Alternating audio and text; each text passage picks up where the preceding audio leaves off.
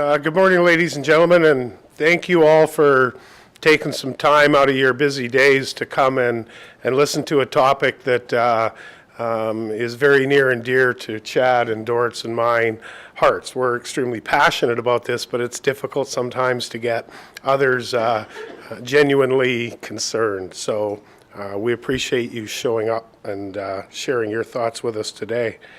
Metro Vancouver has an interesting role in emergency management. We're a partnership of 21 municipalities, one electoral area, and one Treaty First Nations.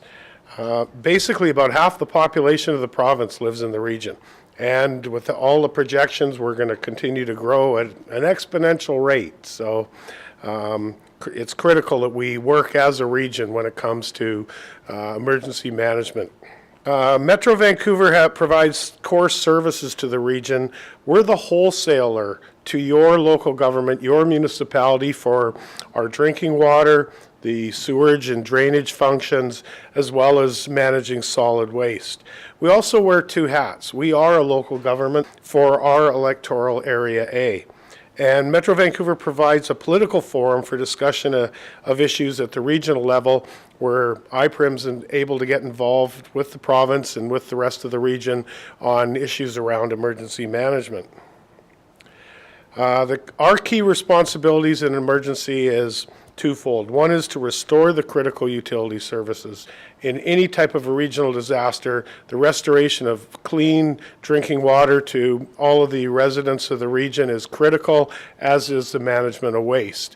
And so we need to be internally focused and have the plans and processes in place to be able to maintain and restore those critical functions to be able to serve the local municipalities in their time of need. One thing that was quite interesting that came out of the review of what happened at Katrina in Florida, or in New Orleans there, was afterwards it was determined that the workers that remained on the job the longest following the disaster, and those that were first to return to the jobs on the disaster, after the disaster, were basically the utility workers, even more so than our first responders. And it was quite interesting. Somebody says it gets in your blood, but there's a lot of dedicated people that want to maintain those critical services for all of us. We plan for the worst case scenario. You know, we all deal with emergencies on a regular basis, but a disaster is something that tests all of us, goes beyond our capacity and our capability to manage through that emergency ourselves. We have emergency management plans, high-level strategic plans to support our political leaders in their decision-making process. We've got emergency response plans that guide the tactical approach to how we're going to mitigate any particular emergency. We have standard operating procedures that our workers all follow to be able to operationalize those plans. And we have hazard-specific emergency plans around interface fires, the spring freshet that we know happens on a regular basis through the region.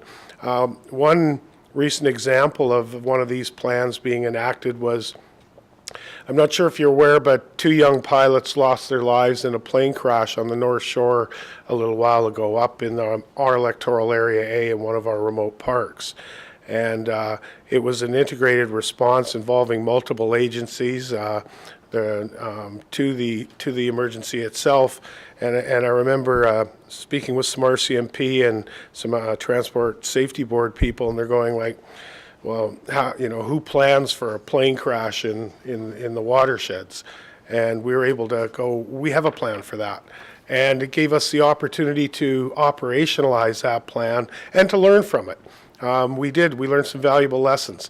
Accessing information in our plans involved old guys like me contacting old colleagues in different areas to get information. We realized, some of us older people are going to retire someday. We need to have the process for accessing critical information clearly defined in our plans. So we learn from all exercises, and we learn from every emergency that we respond to. And all of the plans follow the British Columbia Emergency Management System model, so that people that are transferable, working with different agencies, will understand the language, understand the principles, the concepts. We can all speak the same lingo, so to speak. Our utility functions, the water, the sewer, and the solid waste, again, for right across the entire region. This is a diagram of some of the water supply systems that are in place. And it's very complex, it's very widespread, and we're going through exercises to harden these facilities, to make them more robust. You know, the water piping going underneath the Fraser River, the tunneling there. And we learned some valuable lessons from the Olympics.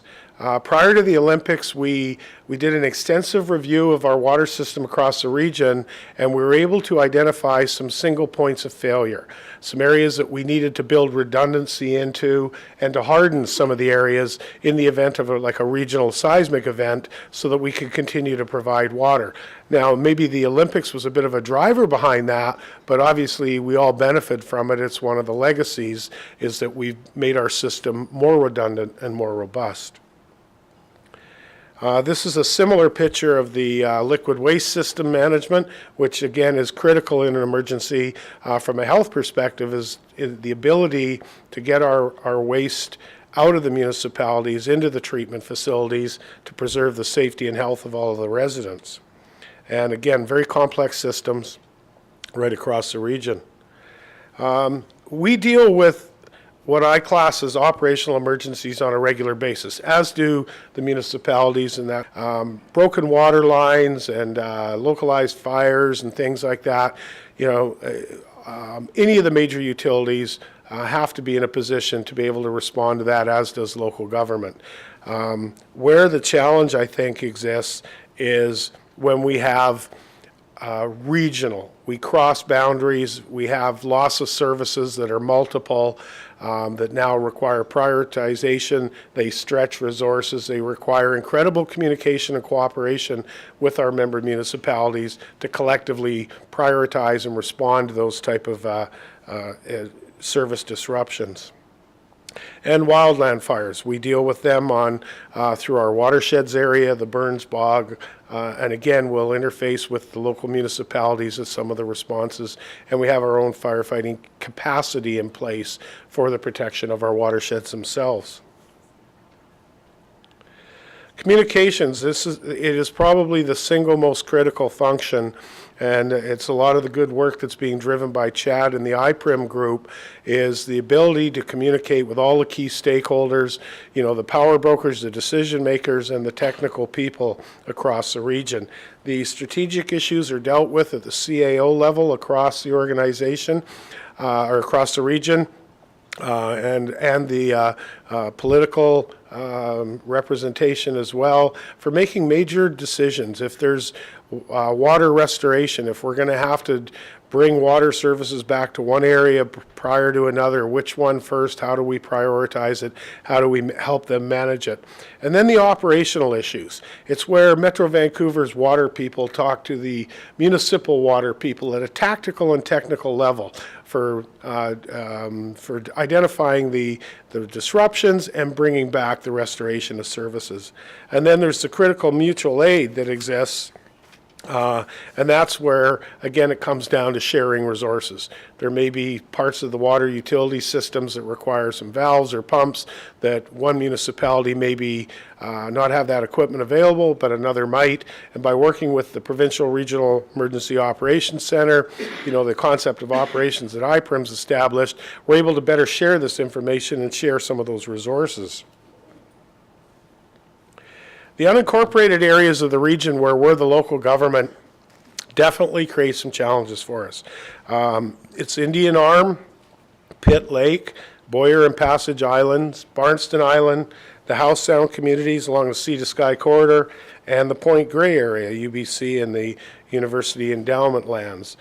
This is shows sort of the fragmentation or the pocketing that exists with electoral area A across our region. And some of the challenges, Point Grey area has a daytime population around 100,000 people when UBC is in session.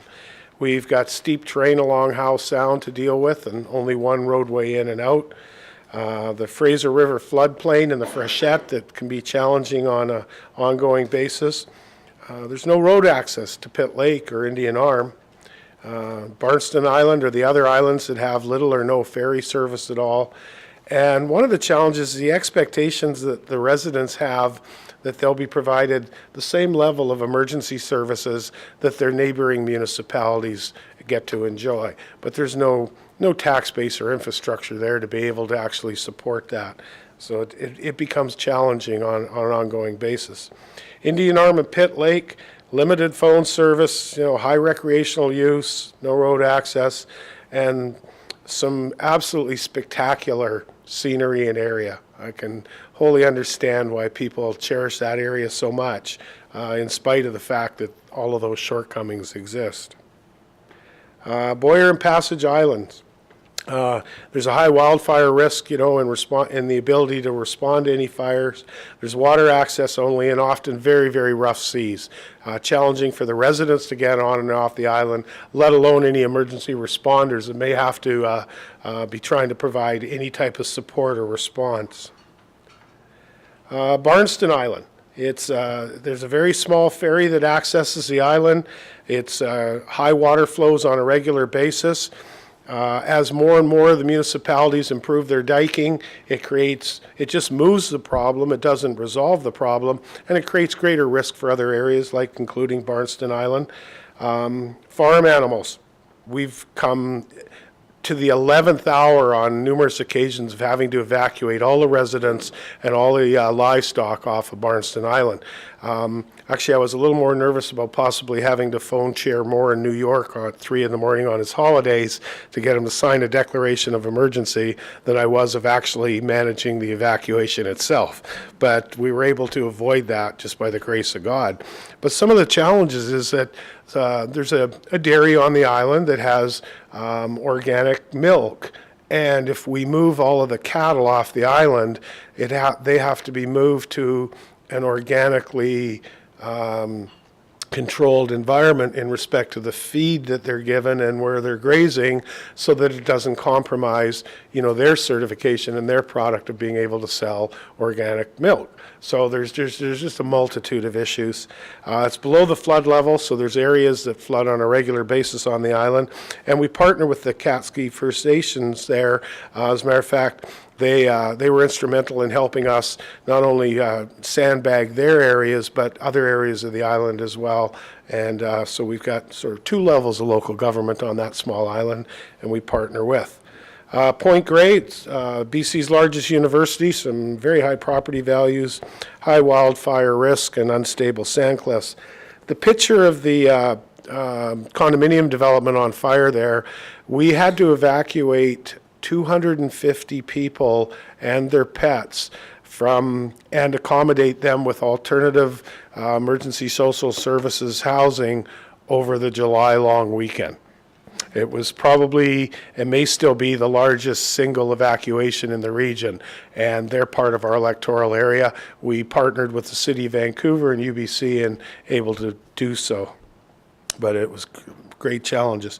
The Howe Sound communities, very steep terrain, debris torrent, interface fires, a lot of high rainfall. Dangerous goods are transported both by road and rail through the community. The picture on the right there of Charles Creek, this is an incredibly engineered catch basin to protect the residents below this area. And Mother Nature never ceases to amaze me. In a 48-hour period, the debris torrents that came down from the mountains filled this catch basin to where it was compromised. Everyone was concerned it would collapse and wipe out the community and the highway and the rail line. So we actually had to evacuate residents from multi-million-dollar homes over the Christmas season, and I remember helping them carry their turkeys and their presents out to the cars. So it's there are some challenges being a local government, and I'm sure Dort will speak to that. And lastly, that's just a picture of our K9 unit. When you're 24/7 in the middle of the night at Barnstone Island Flood Watch, it's nice to have somebody to talk to, and if I fall in the river, he can get me out. So thank you again very much for all your time.